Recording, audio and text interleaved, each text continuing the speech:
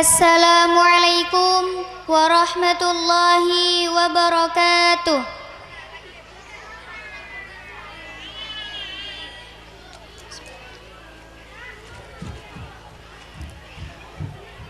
A'udzu billahi minasy syaithanir rajim.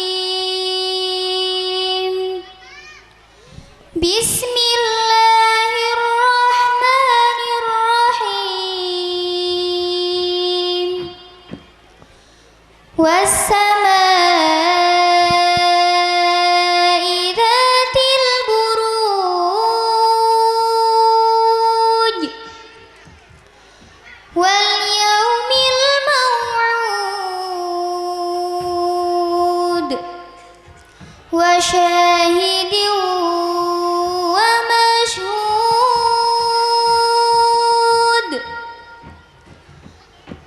Qutila ashabul ukhdud an-nari dzatil waqud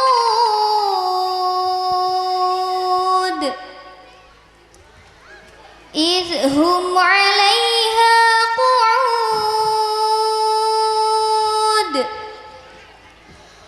wa hum 'ala ma yaf'aluna bil mu'minina syuhud. Wa ma naqamu minhum illa an yu'minu billah billahil azizil hamid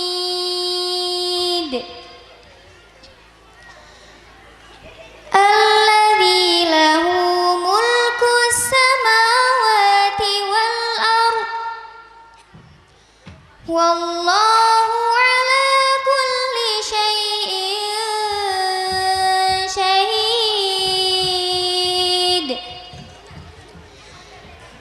Innal ladzina fatanul mu'minina wal mu'minat wal mu'minati thumma lam yatubu falahum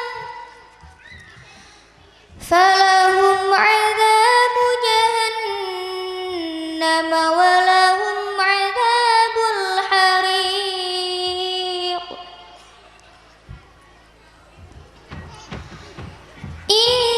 Innal ladzina amanu wa 'amilus solihati lahum jannatun tajri min tahtihal anhar. Dzalikal fawzul kabir.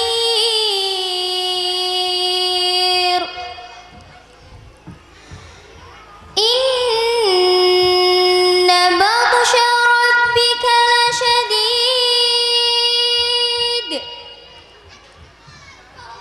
Innahu huwa yubdi'u wa yu'id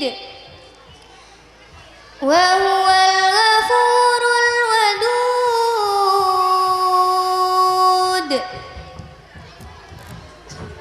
Zul 'arsyil majid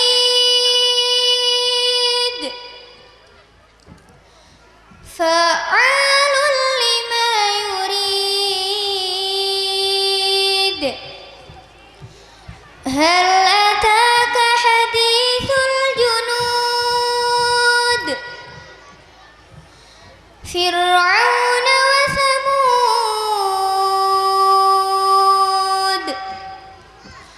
balil ladzina kafaru fi takdzib.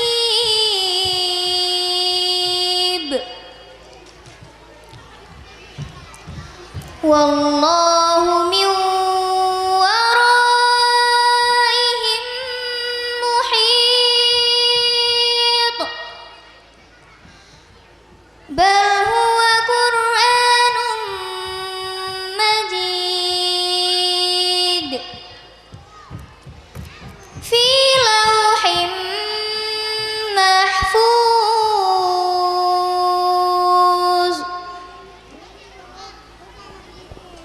Dengan nama Allah yang Maha Pengasih, lagi Maha Penyayang. Demi langit yang mempunyai gugusan bintang, dan demi hari yang dijanjikan, demi yang menyaksikan dan yang disaksikan, binasalah orang-orang yang membuat parit, yaitu pembesar Najrah di Yaman, yang berapi yang mempunyai kayu bakar ketika mereka duduk di sekitarnya, sedang mereka menyaksikan apa yang mereka perbuat terhadap orang-orang mukmin, dan mereka menyaksikan orang-orang mukmin itu hanya karena orang-orang mukmin itu beriman kepada Allah yang Maha Perkasa, Maha Terpuji, yang memiliki kerajaan langit dan bumi, dan Allah Maha menyaksikan segala sesuatu.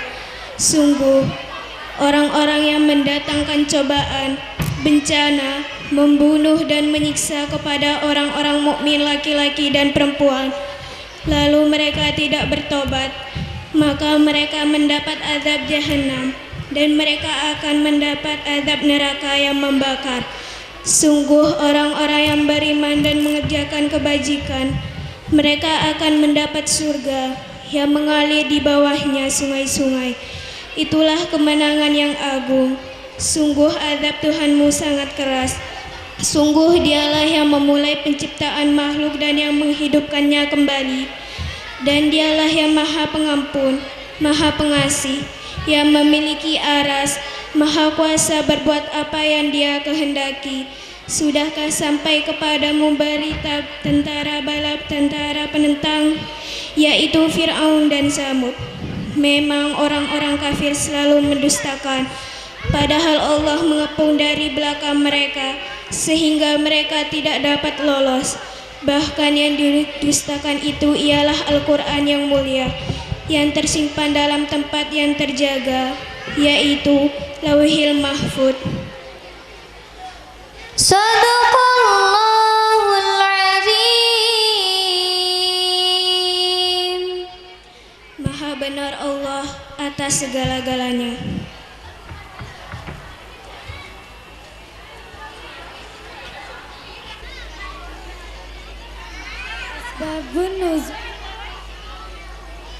Asbabun nuzul surat Al-Buruj adalah Imam Muslim meriwayatkan dalam sahihnya Rasulullah Shallallahu Alaihi Wasallam bersabda, pada zaman dahulu sebelum masa kalian ada seorang raja, dia mempunyai seorang tukang sihir.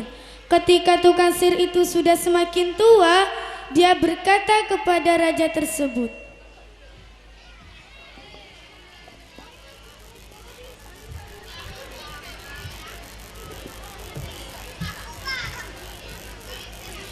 saya sudah tua, carikan untuk saya seorang pemuda yang akan saya ajari sihir. Benar juga katamu. Baiklah, kalau begitu akan segera aku carikan.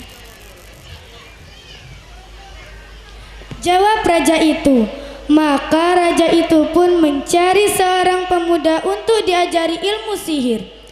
Singkat cerita, sang raja sudah menemukan pemuda tersebut. Kemudian ketika pemuda itu berjalan menuju tukang sihir, dia bertemu dengan orang yang ahli ibadah. Lalu dia duduk di majelis ahli ibadah tersebut, mendengarkan wejangannya dan takjub atasnya.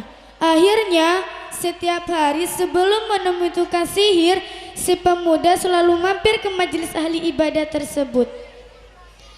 Akhirnya setelah menemui tukang sihir, cetar, dia dipukul oleh tukang sihir tersebut karena terlambat.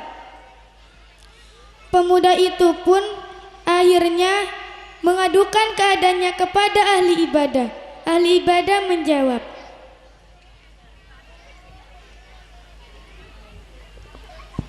Kalau engkau takut kepada tukang sihir itu, katakan kepadanya, aku ditahan oleh keluargaku. Dan jika engkau takut kepada keluargamu, katakan kepada mereka, aku ditahan oleh tukang sihir itu.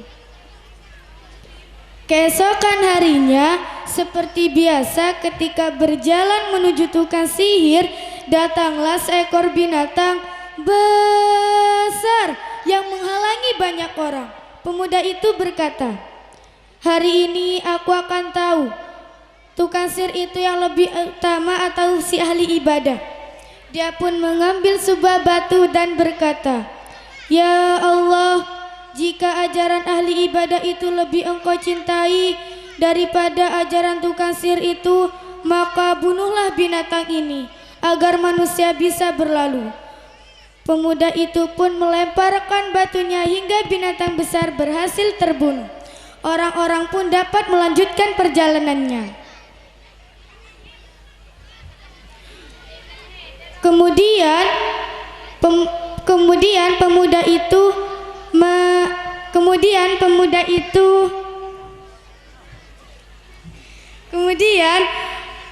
itu menemui si ahli ibadah dan menceritakan kejadian tadi. Si ahli ibadah berkata,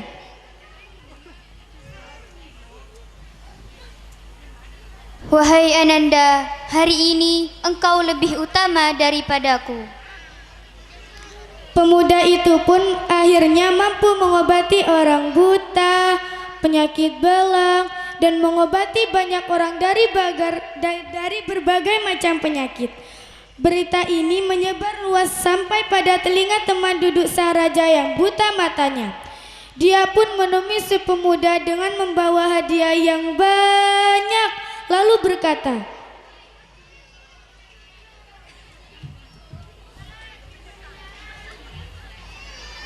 "Semua hadiah ini untukmu, wahai pemuda, jika engkau mampu menyembuhkanku dari kebutaan ini."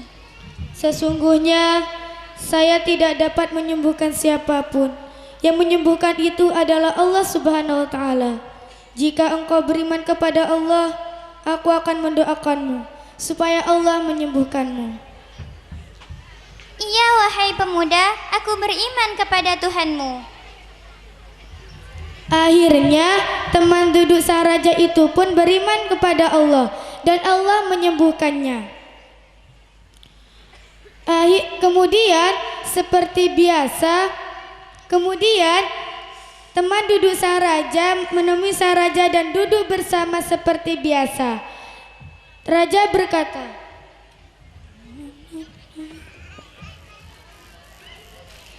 "Siapa yang telah membalikan matamu?" "Tuhanku yang telah mengembalikan mataku, wahai raja." "Apa kamu punya Tuhan selain aku?" "Tuhanku dan Tuhanmu adalah Allah Subhanahu wa Ta'ala." Raja itu pun murka, kemudian menangkapnya dan menyiksanya sampai teman si raja tadi mengaku bahwa yang menalkannya pada Allah adalah seorang pemuda. Akhirnya si pemuda ditangkap dan dibawa ke hadapan sang raja. Raja berkata,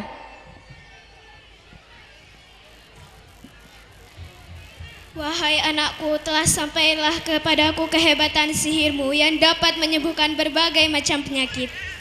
"Sesungguhnya saya tidak dapat menyembuhkan siapapun, Raja. Yang menyembuhkan itu adalah Allah Subhanahu wa Ta'ala."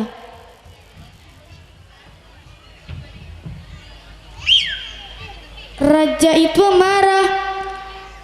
Raja itu pun akhirnya ahli ibadah ditangkap dan dihadapkan pada sang raja serta dipaksa.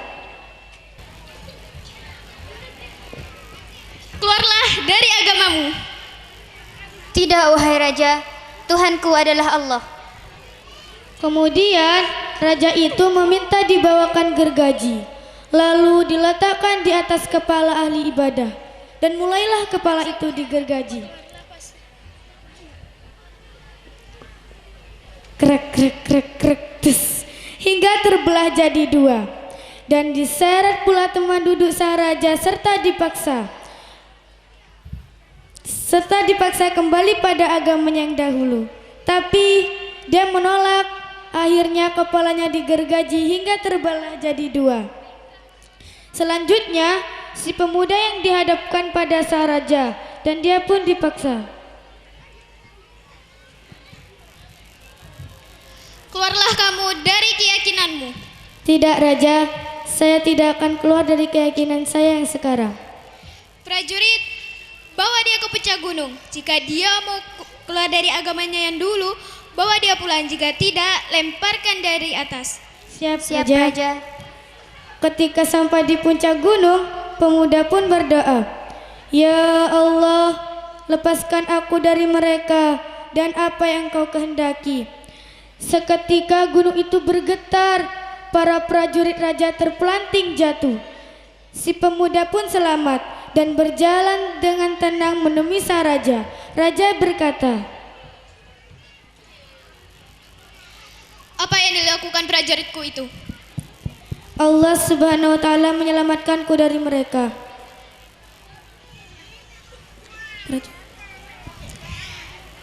Bawa dia dengan perahu ke tengah laut. Jika dia mau keluar dari keyakinannya, bawa dia pulang. Jika tidak, lemparkan dia ke laut. Ketika sampai di tengah laut, pemuda pun berdoa, "Ya Allah, lepaskan aku dari mereka dan apa yang Kau kehendaki." Perahu itu karam, para prajurit raja pun tenggelam, sedangkan si pemuda berjalan dengan tenang menemui sang raja. Raja berkata, Apa yang dilakukan prajuritku itu?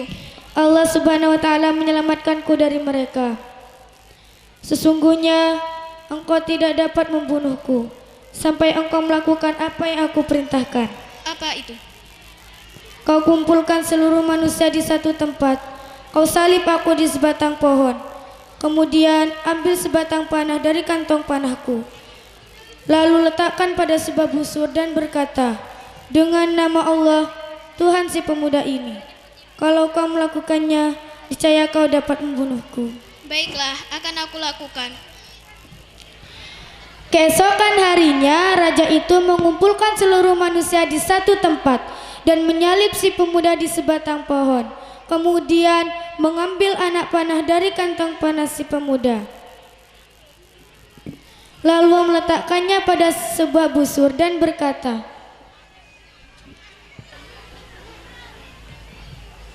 Dengan nama Allah, Tuhan si pemuda ini.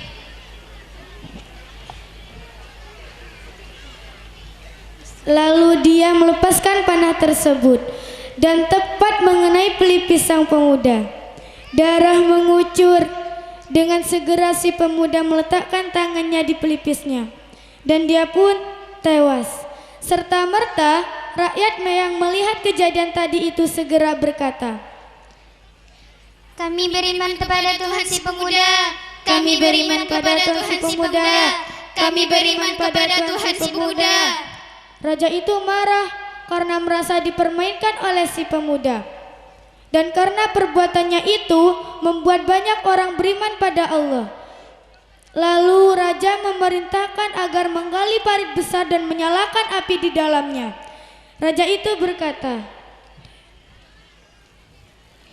Siapa yang tidak mau keluar dari keyakinannya, hendaklah dia masuk ke dalam parit. orang-orang yang imannya sudah kuat melakukannya. Mereka menceburkan diri mereka ke dalam parit yang berkobar. Dan di antara mereka ada seorang wanita bersama anaknya. Wanita itu ragu melompat ke dalam parit. Anaknya meyakinkannya. Wahai ibunda, bersabarlah, sesungguhnya engkau ada pada kebenaran. Akhirnya mereka pun melompat ke dalam parit yang berkobar. Sedangkan sang raja dan pengikutnya hanya duduk manis menyaksikan orang-orang mukmin terbakar dalam parit yang dibuatnya. Sungguh sang raja ada dalam kerugian yang besar. Itulah kisah yang Allah Subhanahu wa Ta'ala ceritakan dalam kitabnya yang mulia agar menjadi pelajaran bagi kita semua. Wassalamualaikum warahmatullahi wabarakatuh. Waalaikumsalam warahmatullahi wabarakatuh.